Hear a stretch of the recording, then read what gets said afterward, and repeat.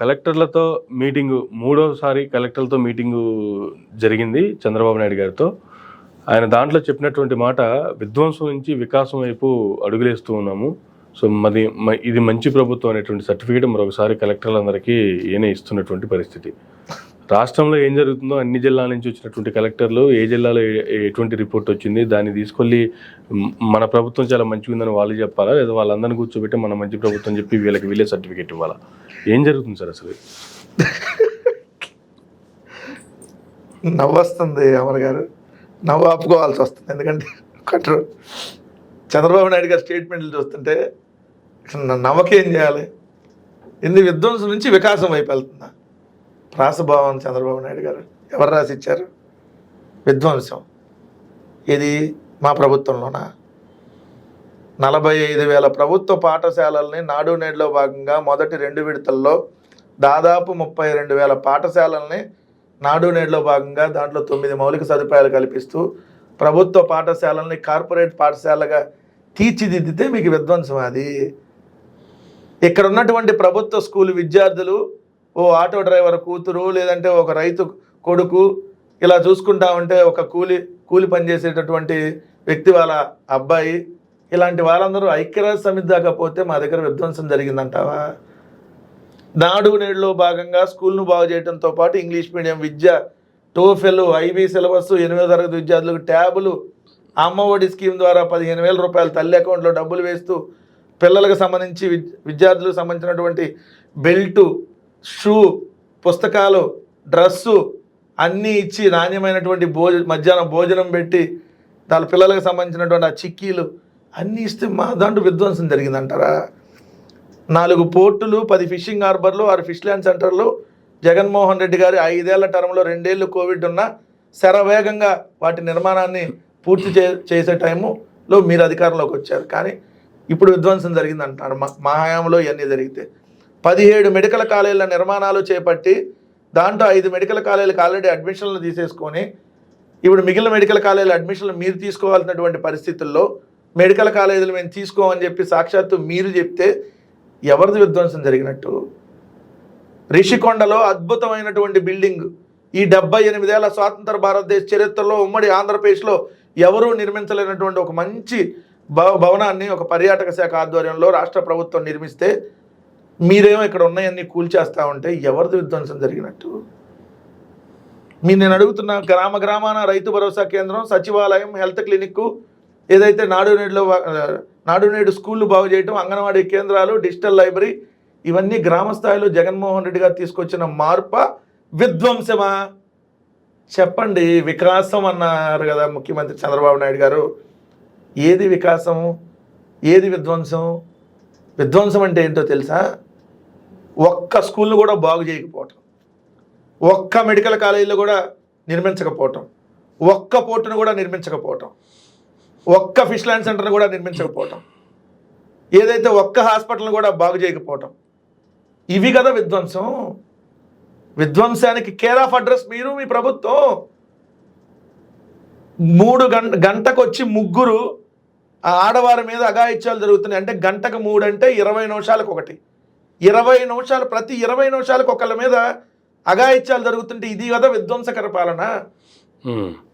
Red book అనేటటువంటి ఒక పిచ్చి కుక్కని అడ్డం పెట్టుకొని ఇష్టానురీతిగా ఎవరి మీద పడితే వాళ్ళ మీద దాడులు చేయటం, ఎవరి మీద పడితే వాళ్ళ మీద కేసులు పెడతాం, ఎవరిని పడితే వాళ్ళని చంపేయటం, ఇది కదా విధ్వంసకర పరిపాలన చంద్రబాబు నాయుడు గారు.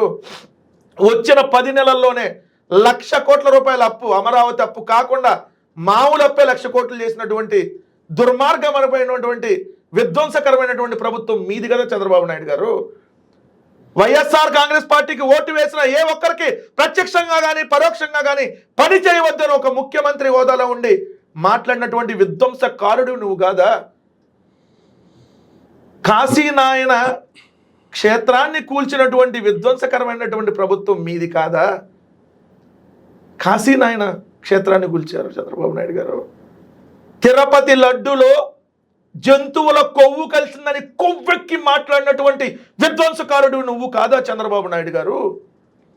మీ తప్పిదం వల్ల, మీ ప్రభుత్వ తప్పిదం వల్ల, మీ ప్రభుత్వ పబ్లిసిటీ పిచ్చ వల్ల 6గురిని ఏదైతే తిరుపతిలో కింద క్యూ లైన్లో చంపేశారే, ఇది కదా విధ్వంసకరమైనటువంటి పరిపాలన. రోజుకొక అత్యాచారం, 2 రోజులకు ఒక హత్య జరుగుతుంటే ఇది కదా విధ్వంసకరమైనటువంటి పరిపాలన.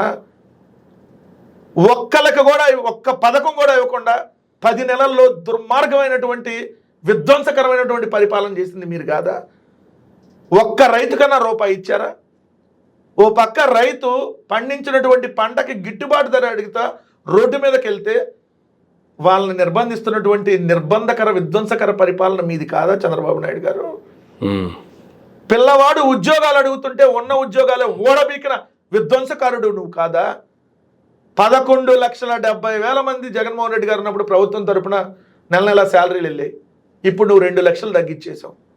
2 లక్షల మందిని తీసిన దుర్మార్గుడు విధ్వంసకర పరిపాలన అంటే నీది కదా.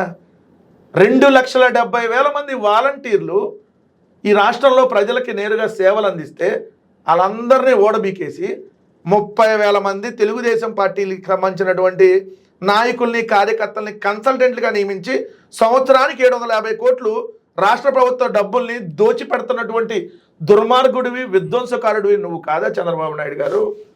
ఇదా మంచి ప్రభుత్వం అంటే?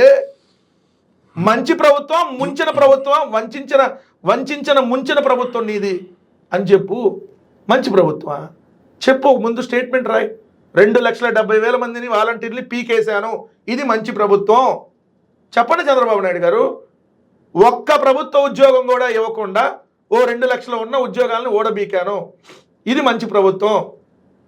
సూపర్ 6 అనేటటువంటి పథకాలతో అధికారంలోకి వచ్చి పంగనామాలు పెట్టాను, సూపర్ 6 కాదు చిల్లర స్కిట్లు చేస్తున్నావు, ఇది మంచి ప్రభుత్వం చెప్పండి. మీరు మంచి ప్రభుత్వం అంటే ఇది యాడ్ చేసి మంచి ప్రభుత్వం అని చెప్పండి. మొన్న అసెంబ్లీలో సాక్షాత్తుగా 16,890 మంది మీద వీళ్ళు అధికారంలోకి వచ్చినటువంటి జూన్ నుంచి జనవరి వరకు మహిళల మీద అఘాయిత్యాలు జరిగినాయి. అంటే గంటకు వచ్చి 3 జరుగుతున్నాయి అఘాయిత్యాలు. అంటే 24 గంటలకు వచ్చి 70కి పైగా అఘాయిత్యాలు, రోజుకి 70కి పైగా అఘాయిత్యాలు జరుగుతున్నాయి మహిళల మీద. ఇది మంచి ప్రభుత్వం చెప్పండి. చిల్లర స్కిట్లు, లేఖీ స్కిట్లు, ఎకిలితనంగా ఎకిలి చిల్లరల్లాగా నవ్వుతూ ఉంటామండి స్కిట్లు వేసుకొని, ఇది మంచి ప్రభుత్వం చెప్పండి. 99 రూపాయలకే సుమో విస్కీ ఇస్తున్నావు, షార్ట్ విస్కీ ఇస్తున్నావు, బెంగళూరు మాల్టెడ్ విస్కీ ఇస్తున్నావు, తాగండి తాగి ఓగండి, ఇది మంచి ప్రభుత్వం. మంచి ప్రభుత్వమా? సిగ్గుండాలి చంద్రబాబు నాయుడు గారు. కడుపు అన్నం తినేవాడవడు మీది మంచి ప్రభుత్వం అనడం సిగ్గుండాలి. ఇదే మంచి ప్రభుత్వం అంటే? గల్లీకి ఒక మద్యం షాప్ పెట్టాం, బెల్ట్ షాప్ పెట్టాం, కూల్ డ్రింక్ షాపుల్లో కూడా మద్యం అమ్ముతున్నాం, కిరాణా కొట్టులో కూడా మద్యం అమ్ముతున్నాం. నాణ్యమైనటువంటి మద్యం పేరుతో సరసమైనటువంటి ధరలని చెప్పి ఇష్టం వచ్చినట్టు తాగిస్తున్నాం, ఇది మంచి ప్రభుత్వం అని చెప్పండి. మంచి ప్రభుత్వమా? మొట్టమొదటి సంతకం డిఎస్సి మీద పెట్టాను, నేను చాలా తోపుని, నేను చాలా తురుముని, 75 ఏళ్ళు నా వయసు, రేపు 4/4/2025 వస్తుంటే సంతకం పెట్టి 10 నెలలైనా దిక్కు దివానం లేదు. మంచి ప్రభుత్వం పెట్టండి. గ్రూప్ 2 విద్యార్థులు నట్టేట ముంచాను, ఇది మంచి ప్రభుత్వం. ఒక్క పరిశ్రమ తేకపోగా ఉన్నాయన్ని ఎగ్గొట్టుతాను, ఇది మంచి ప్రభుత్వం. జగన్మోహన్ రెడ్డి గారు ఏమైనా చేస్తే నా ఖాతాలో వేసుకుంటా, ఇది మంచి ప్రభుత్వం. నేనే ఏఐని కనిపెట్టా, నేనే ఐటీని కనిపెట్టా, నేనే సెల్ ఫోన్ కనిపెట్టా, నేనే ఇక్కడ అమరను కనిపెట్టా, నేనే ఇక్కడ అందరిని కనిపెట్టా, ఇది మంచి ప్రభుత్వం. సొల్లు వాగుడు ప్రభుత్వం, మంచి ప్రభుత్వం కాదు. మీది దుర్మార్గమైనటువంటి విధ్వంసకరమైనటువంటి ప్రభుత్వం. లెగిసింది కానీ సొల్లు కబుర్లు చెప్పే ప్రభుత్వం. ఇవన్నీ ఇన్ని రకాల దౌర్జన్యాలు, రోజుకొకళ్ళ మీద రేపులు, హత్యలు, అమ్మాయిలు స్కూల్కి వెళ్తే బయటకు వచ్చే పరిస్థితి లేదు. 9 నెలలైనా ఒక అమ్మాయి శవం తీసుకురాలేకపోయారే. 9 ఏళ్ల బాలిక మచ్చుమరి, నంద్యాల జిల్లా మచ్చుమరిలో అత్యాచారం జరిగి హత్య జరిగితే 9 నెలలైనా శవం తీసుకురాలేదు. ఇది చాలా మంచి ప్రభుత్వం. సిగ్గుందా? కడుపుకు అన్నం తినే మాట్లాడుతున్నారా? మంచి ప్రభుత్వమా? ఎంతమందిని మోసం చేస్తావు చంద్రబాబు నాయుడు? మంచి ప్రభుత్వాన్ని ఇంకోసారి దయచేసి మాట్లాడద్దు.